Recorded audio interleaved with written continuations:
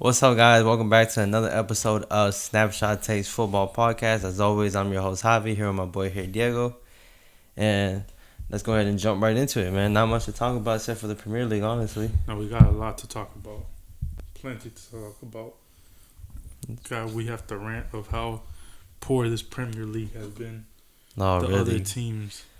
Yeah, the other teams. So what's the difference between this one and last season? Because you were hyping up this season earlier. They're both shameless. Last season was, Liverpool not even doing that good, so the rest of the teams are just doing shit. Yeah, all that. Arsenal are doing good. I just don't like the way they play.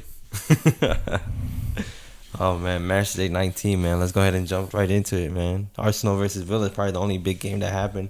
Yeah, because all the other games was just pure draws. Arsenal did beat Aston Villa 4-1, which, in my opinion, was unexpected. I really did not expect Arsenal to just whoop Villa like that. To be honest, this is one of the very few games I've seen all season from Arsenal that they actually played football. They had some type of rivalry, especially because they're the ones who gave them their last defeat. I feel like they had to prove something. Right. And so I was definitely surprised by the way they played. They possessed the ball. They actually played attacking football. And they actually scored a couple goals from actual play. Open play, yeah, not corners. That Trossard goal, that third one, I believe it was. Yeah. What a beauty. That was a beauty. Dibu just stood there and he couldn't do nothing about it. I was surprised from Arsenal that game. They played good.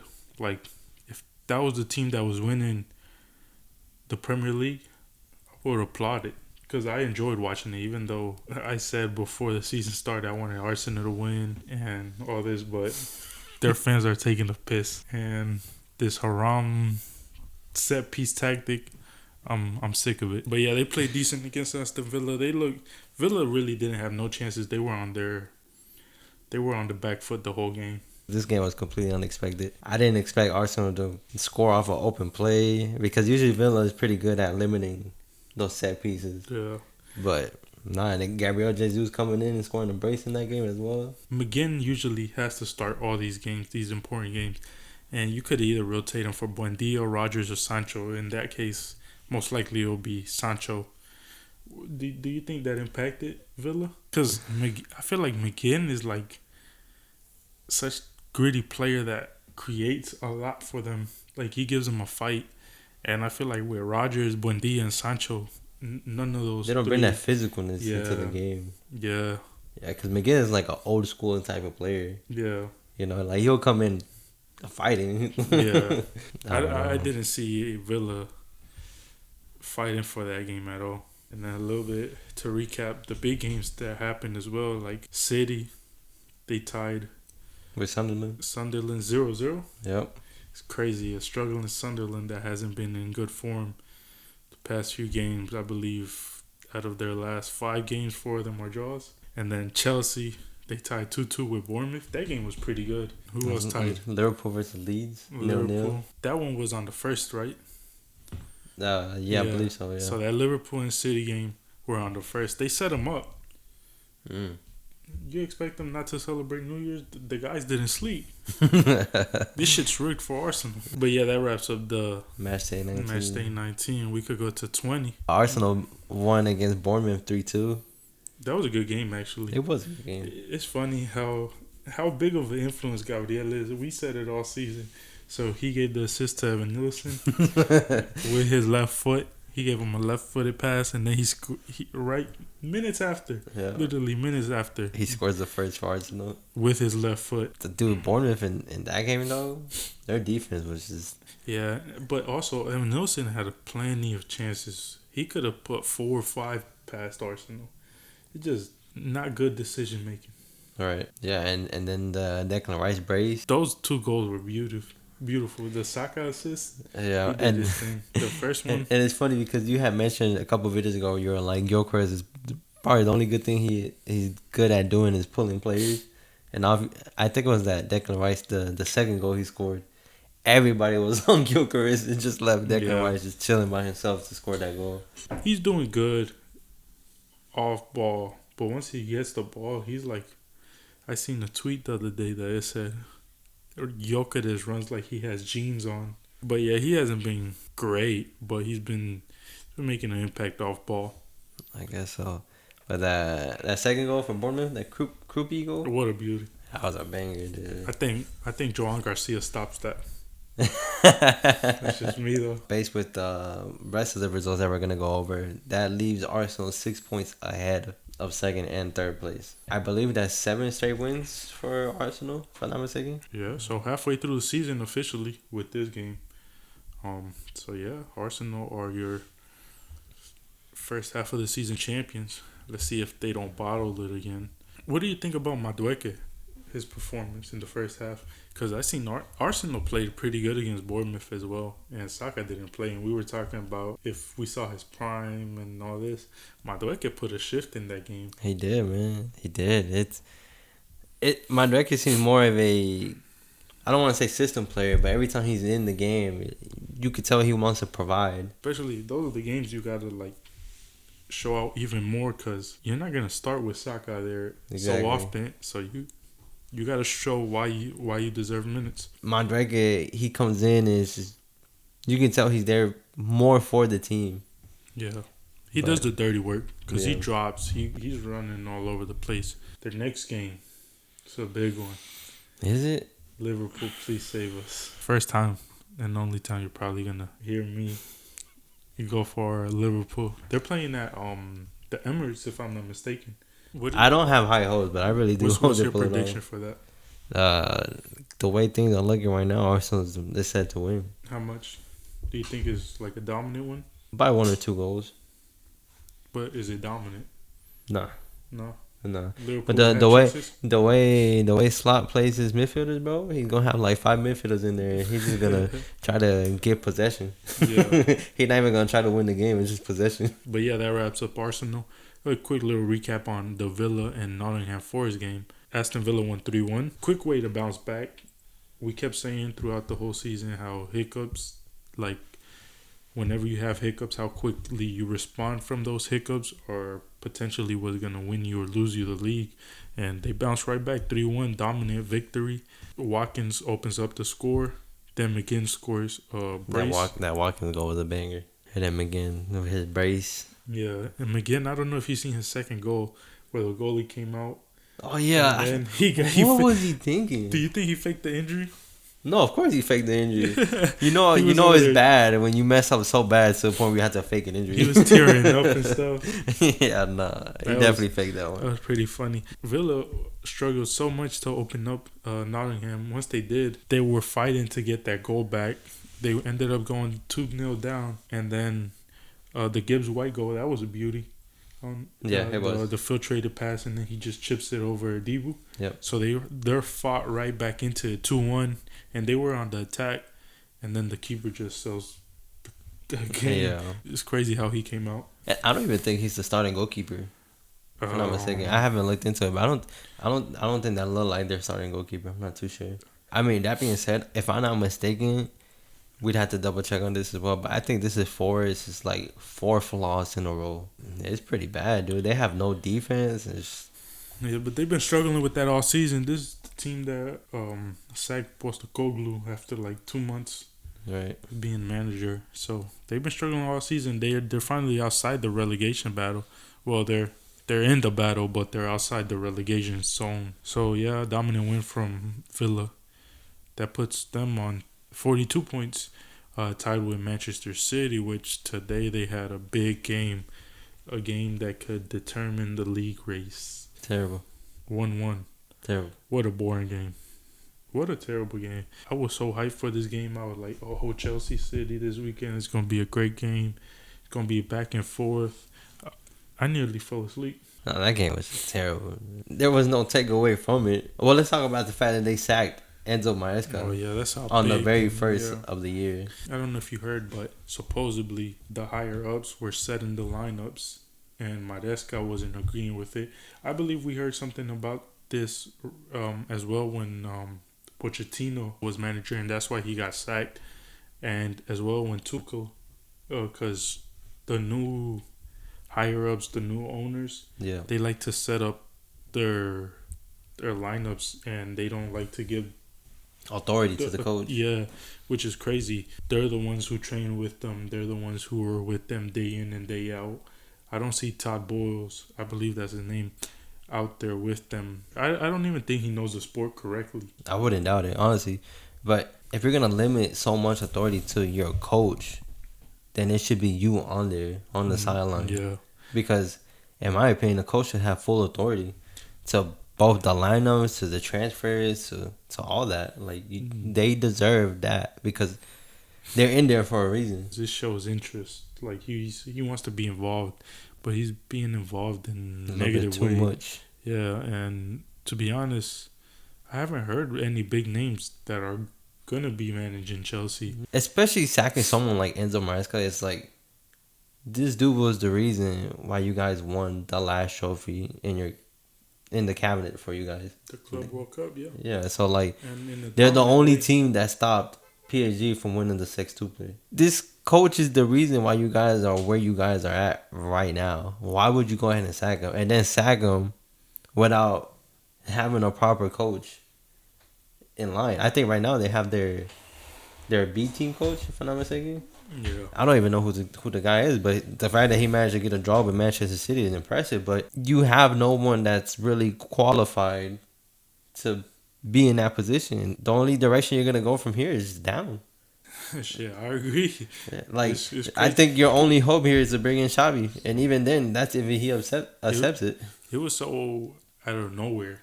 Yeah, Like, that's what I'm saying. Like because New Year has started, and then boom, there's news about Enzo getting sacked. yeah, I mean, Champions League they were doing decent.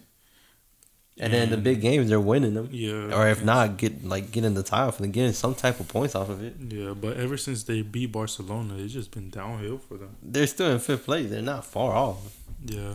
And then, like you said, they're doing all right in the Champions League. So, like, what exactly are the board standards? Were they supposed to be in first right now? Because realistically speaking, they don't have the squad to do that. They pay like they do. They buy the wrong players. They spend their money on players in general, but don't spend their money on quality players coming into the club. Who you think will manage Chelsea? Who's gonna jump into a Chelsea team when the season is already halfway done? You know, you can't implement your own style into it. You have to go off of whatever's been going on, and then with the whole drama with the higher ups with the board, are they gonna even let you do that in the following season? Yeah, and I don't know if you've seen, like, the players were upset. A lot of players were complaining to the higher ups. And rightfully so. That they don't understand the sack. They uploaded pictures, multiple players, of how much Maresca meant to them and how big of an impact he was to them. If you go into that dressing room is probably broken now. Like their morals is down. That Chelsea team, give it a year or two, a couple more plays, a proper striker, a proper center back, and they're potential champions of the Premier League. And you had to keep Enzo Maresca for that. Yeah, because he was the only one capable of doing it. Yeah, the big games he knew how to manage. You know, because I feel like you see the difference in managers when you could tell when a manager studies the rival that you're playing against. Yeah. You know, and a lot of coaches from these other teams don't necessarily do that. They go out there with a tactic, but not doing the research off of their rivals. Yeah. And I feel like Enzo Maresca is one of those few managers that actually do that. Do you think it's true about him already being the next Manchester City appointed manager? That's why they sacked him? I heard something around those lines. Yeah, I read those rumors. It's crazy because, like, if you give him the time, obviously, the only way I see him accepting a City job beforehand would be if that's going on, if the higher ups are trying to manage and nitpick everything you do.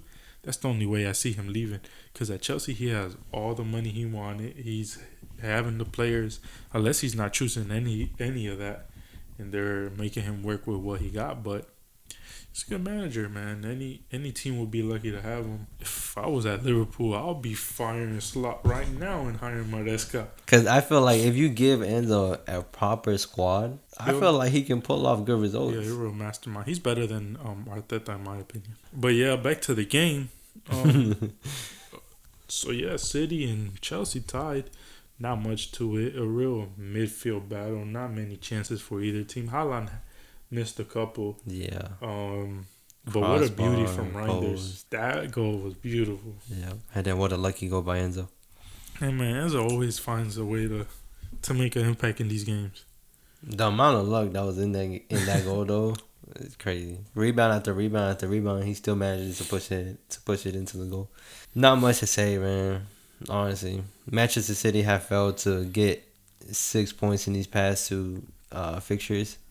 They got two out of 6 points because Yep. they drew the Two, last two. 2 out of 6. So and then Villa losing their previous one and then They're tied in winning this points. one. But yeah, City and Villa are now tied in points. 6 behind Arsenal. Fulham Liverpool, another draw in the books because they recently drew against Leeds, and now they drew against Fulham. I really thought we were gonna win this game. I sincerely thought we were gonna win Yeah, this should game. have.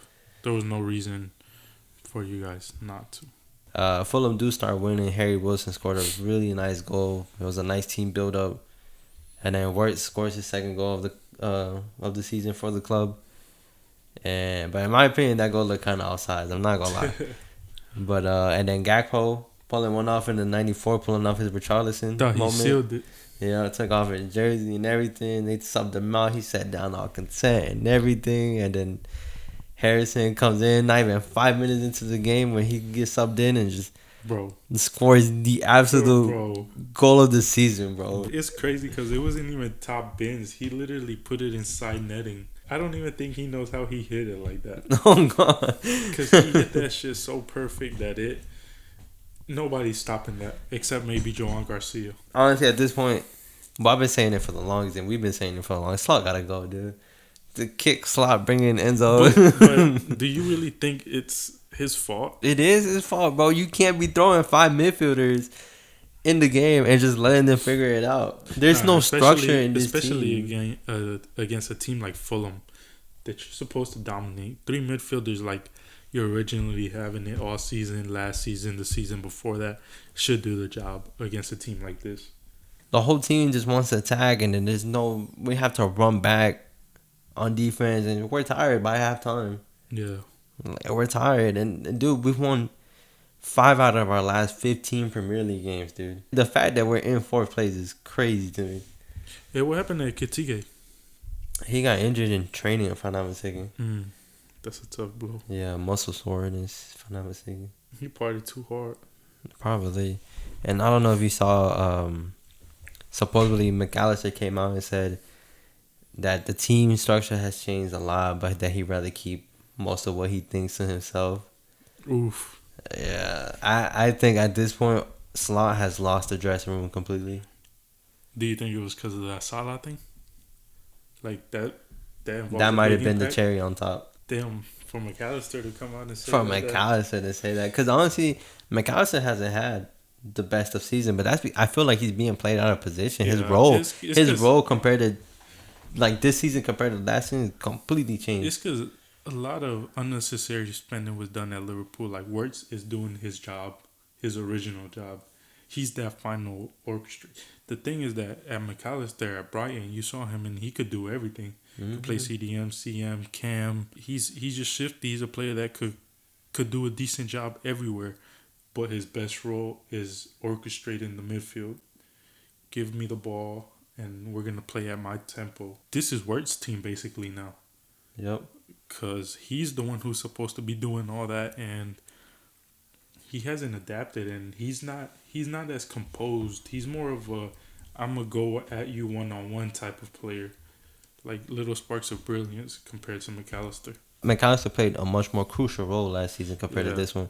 And now you're bringing in someone new, and now the midfield has to work around him. Yeah. And then, like we mentioned in the previous episodes, is like Liverpool have bought the wrong players. 2 strikers instead of buying just 1 striker and then buying a left winger. And then instead of possibly buying a replacement in the long run for Salah, and then you're bringing in Frimpong, completely different play style from what we had last season, which was Trent. What do you think about that, though? They starting Bradley at right back when you spent so much on Frimpong. I feel like they're playing it safe that way, though. It can't be though, because it's been like a month. He's been back for a month. Yeah, but he's also been injured like 2 or 3 times already since joining the team. I could be wrong, but I'm Game's just gone. saying. Game's gone. I agree. Too many midfielders. That's not the style of play. And like you're saying, like McAllister's saying, this formation is totally different. The system's different. Yeah. It's these Dutch coaches that don't know what they're doing. Yo, but if you guys look at y'all bench, you got nobody. You have Chiesa, Frimpong, Joe Gomez, Marmadashvili, Ario, Nayoni, Calvin Ramsey, Andrew Robertson. And then you got Endo, which I didn't even know was still at the club. Isak injured. And honestly, you bringing in all these players and you don't even know who to use. Yeah. You don't even know who to use.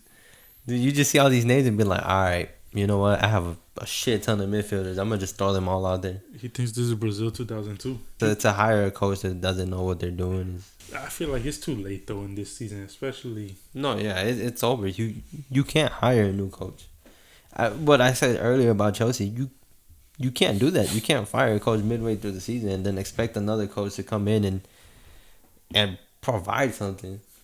You know, because whatever coach you're going to bring in from here on out is just going to go off of what the players know already. Yeah. You can't implement a new style. No, I agree. Totally, 100%. So that wraps up the Liverpool segment we usually do, where he gets upset at Arne Slot and I laugh and make jokes. But Thursday, let's go Liverpool. Anyways, you saw United tied with Leeds as well. Them boys trash. Man, did you see what Amarin said? What do you say?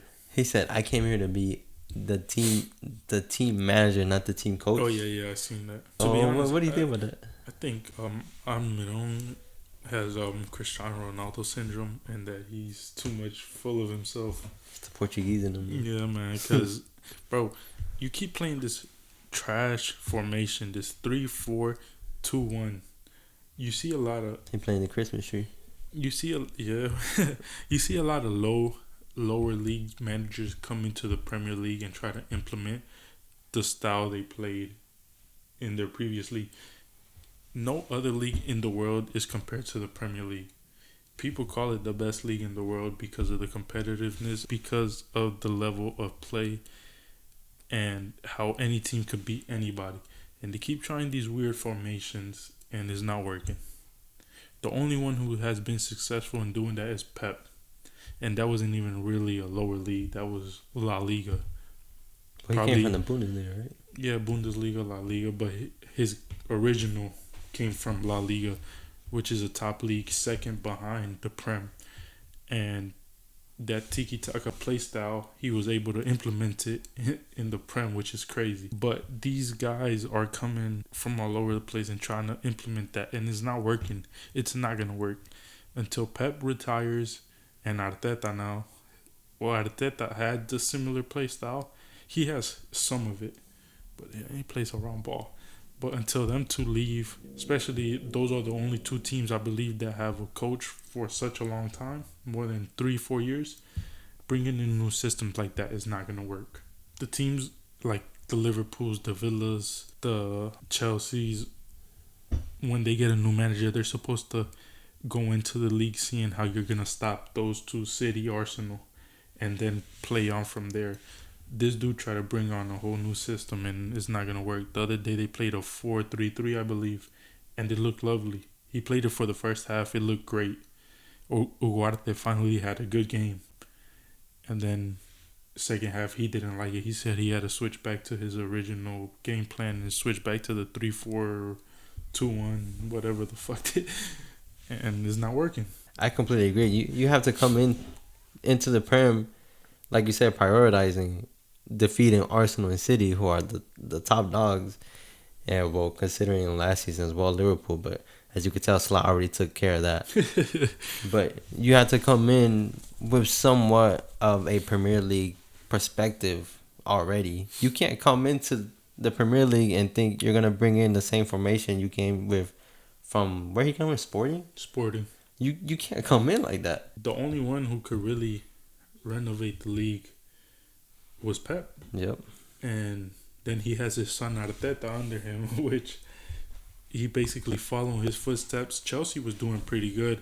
Like I said, he needed more time and a little bit better players to adapt to his role. But Maresca had somewhat of an influence from Guardiola too, because they managed together.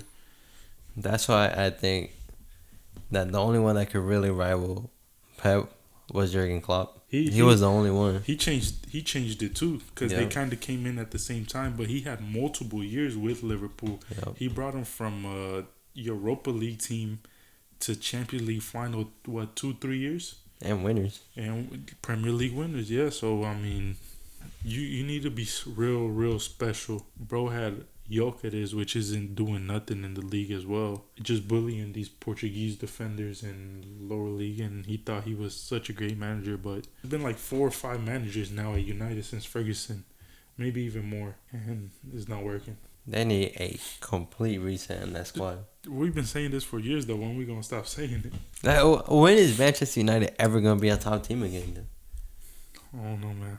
I just don't see it happening. You tell people you support Manchester now, is most likely they'll say City before United. Man. Right. And they used to be the complete opposite a couple years ago. City used to, they wouldn't even exist. Right. It's crazy. City didn't exist until Tevez went over. Okay. But yeah, that wraps up pretty much all there is to the Prem. You saw Wolves finally won a game. Oh yeah, I was gonna give them their honorable mention. First game of the year. First game of the year. They now have 6 points, dude. 3 draws and 1 win. They're looking like Fiorentina over there in the Serie A. But yeah, that pretty much wraps up the Premier League. And now we can go ahead and jump straight into the La Liga. And they are on match day 19, if I'm not mistaken. Start off with first place, which is Barcelona. And they won 2-0 against Espanyol. Now, I got to hear this from you. What do you think about that game? Because that game was crazy. I want to give a shout out to Snapshots Takes Football podcast, who uploaded a little reel that was in the previous video talking about how Joan Garcia was Signing of the summer. Signing of the season. Just proving us right, man. This is what we do. These Arsenal fans talking about some Zubimendi. That is crazy, man. Joan Garcia MVP again for Barcelona, Man, dude. yo, if it wasn't for him, Barca lose this game 3-4-0. If it wasn't because of them, Barcelona could have been possibly in third place right now. Like we said last time, the 2 losses that came in La Liga, Chesney was keeper for both of them. Yep. So it's crazy how big of an impact, man. He loves playing in that stadium because that's where he became who he is, and he goes back and he doesn't miss a beat. Barcelona and Espanyol, they're like arch rivals for the city. Catalan derby. And the amount of hate that Garcia was receiving before the game, and he comes in and does what he does. It's crazy. He played a hell of a game. A hell of a game, dude. That has to be the best goalkeeper this season. From Performance this season. Yeah. Yeah, I agree. I mean, because Barcelona were struggling all game. yeah. All It game. was real back and forth. But to be honest, Barca didn't have a lot of chances. The clearest ones were coming from Espanyol. Yeah, that's what I'm saying. That they were struggling because, I mean, Rashford started the game. Yeah. Okay, let's start off with the formation. Rashford was on left and Rafinha was playing as a cam. The worst performance I have seen from those two this season. You agree with me now? Low key. Besides the point. Rafinha can't be a 10. You didn't see him at all that game. But that's what I'm saying. Like a low block team, like we were saying, not to throw shade or anything. That's how you said you like to see.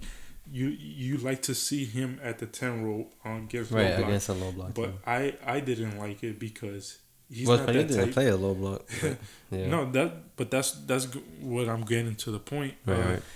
Against a low block team, he's not that player to conduct the midfield. Just like we were saying about Wirtz and McAllister and all that, to play out, make the team play. And against a team like this, maybe if Pedri played, it would be a bit different, where Rafinha could be like a false 9 and burst into space. You can't have Rafinha there. You can't have Rashford there. I think Lamine could do it just because he's a more technical player. But you need a Fermin or Olmo. Just my opinion. But yeah, Rashford, one of the worst games I've seen from him all season. He was so lost. Continues to do these simple mistakes. Like he keeps trying to dribble and lose the ball so easy. I don't know if you saw the one where he had the ball on the right side. He tried to speed burst. And he literally left the ball behind him. Man, no, I remember this one play where he was running with the ball and the defender was so far away from him and he tried kicking the ball Yeah, behind the yeah, that's the defender. one I'm Oh, talking that's the about. one you're Yeah, talking about? yeah, Yeah. He decided to kick the ball to try to see if he can beat the defender at full pace and then the worst thing I have ever seen. And the worst part of it, that's the defender who was injured. Who had a yeah. head injury. He had a great game though. He did have a great He game. played He was great. like he's the captain of Español, right? If I'm not He mistaken. might be, but Yeah, he he played a great he, game. Dry game from Lamine. He had his little moment, Yeah, but he it had was a try. yeah. Ferran Torres terrible. That man But to be cannot honest, take a touch for his life, dude. Who was it that missed? Lamine created his chance, and I think Frankie passed it instead of shooting right in front of goal.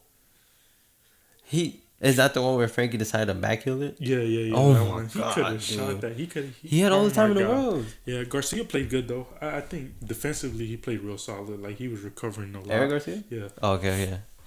I'm about to say, if you're talking about Joan Garcia defending, more like throwing John Martinez to get the ball. That was hilarious. Gerard Martin got beat so badly in that play. Like he saw the run coming. He reacted so He slow. looked at it and then he ran. But he's so slow, man. You know it's bad when the goalkeeper has way better reaction time, He had like to on push his him. feet Yeah. compared to a defender.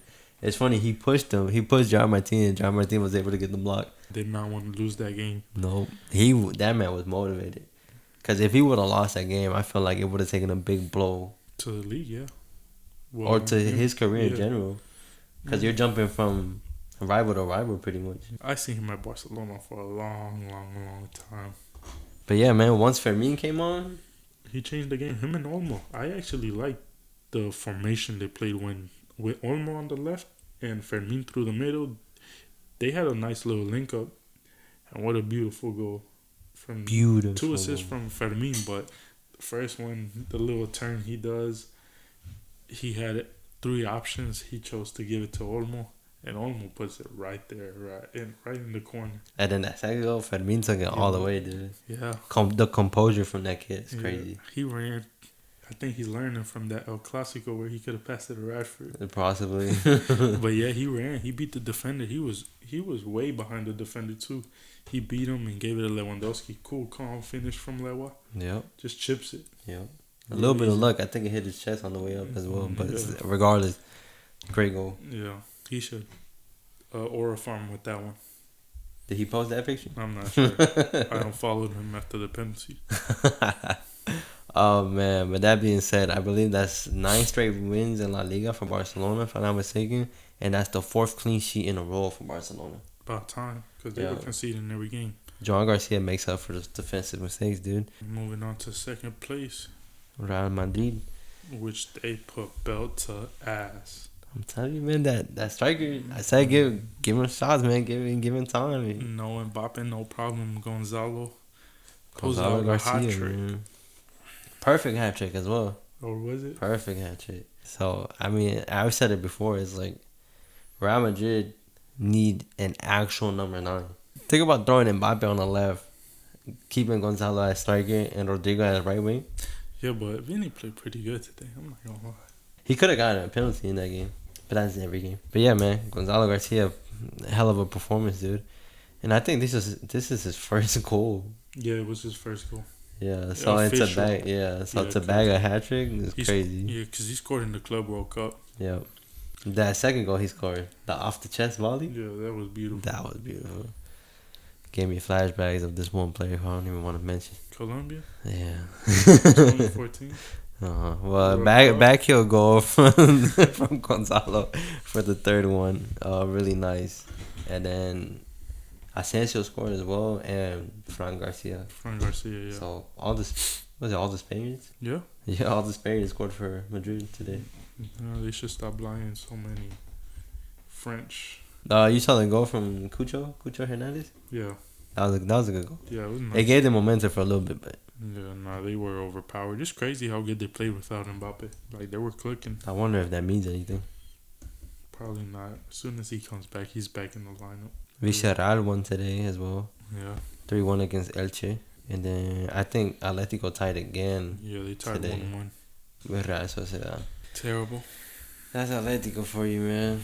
No, I don't even want to get into them. That pretty much wraps up La Liga. Yeah, Barcelona and Real Madrid, Atletico and Bilbao are not going to play this weekend due to they're going to Saudi Arabia for the Super Cup. True. So potential El Clasico final this weekend. Barcelona have to play Bilbao and Madrid have to play Atletico Madrid. Who do you think wins? I think Barcelona advance, and I feel like Madrid will You think advance. Madrid win? Yeah, I think so. Without Mbappe. I feel like he's gonna play, bro. You think so? Something in my head tells me he's gonna play. I don't think he plays. We'll see. I think he plays though, I think they advance. I think it's gonna be a Barcelona Atletico final. I really hope Madrid qualify and Barcelona qualify for the final. That would be a lovely game. That would be. Who wouldn't love another El Clasico? That wraps up another video, a Snapshot Takes Football podcast. Thank you for watching. If you made it this far in the video, make sure you like, comment, subscribe, and Share with everybody. So yeah, see you guys on the next one.